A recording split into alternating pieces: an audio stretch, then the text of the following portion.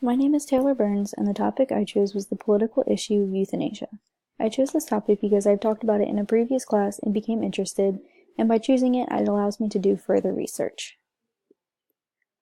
So what is euthanasia? Euthanasia is defined as the painless killing of a patient suffering from an incurable and painful disease or an irreversible coma.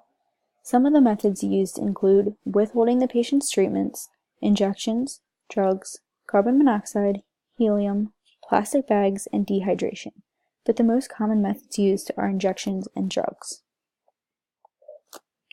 Some background information on euthanasia is that it dates all the way back to ancient Greece.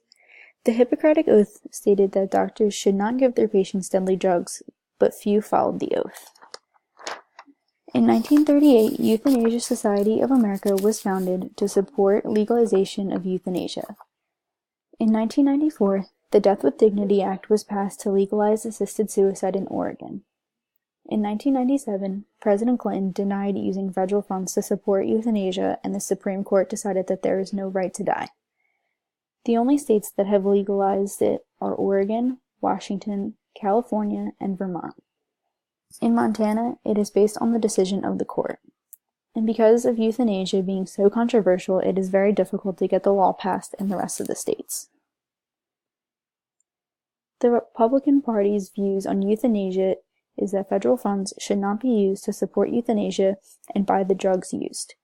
Also, they believe that there should be a ban on the drugs that are used for assisted suicide. Only 45% of Republicans agree with euthanasia. The rest believe that people should not be given the choice to end their life.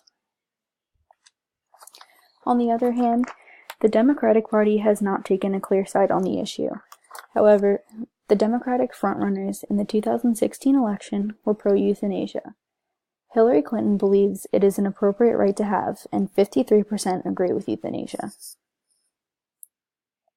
Some pros of legalizing euthanasia are being able to regulate the drugs that are being used during the procedure and the procedure being performed by the doctor.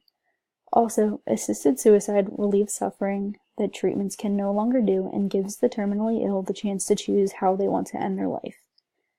Lastly, it saves families money on paying for treatments that are no longer working and allows medical funds to go to the people who need it and whose treatments are still working for them.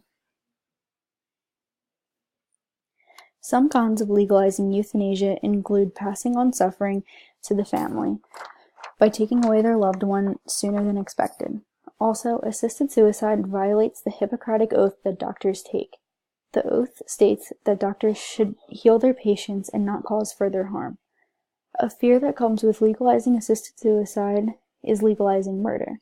What people refer to as the slippery slope is that instead of it just being legalized for the terminally ill, that it will eventually lead to it being legalized for everyone. Lastly, another part of the debate is that if it is legalized for the terminally ill, that it will be legalized for the mentally ill. The problem with that is that there are treatments to help the mentally ill, but they may see assisted suicide as an easier way to cope with their issues. My stance on the issue is that I am pro-euthanasia. I believe that people's lives should not be controlled by the government and should have the choice to die peacefully and painlessly. Their illness is going to kill them anyway, so there is no reason to make them continue to suffer.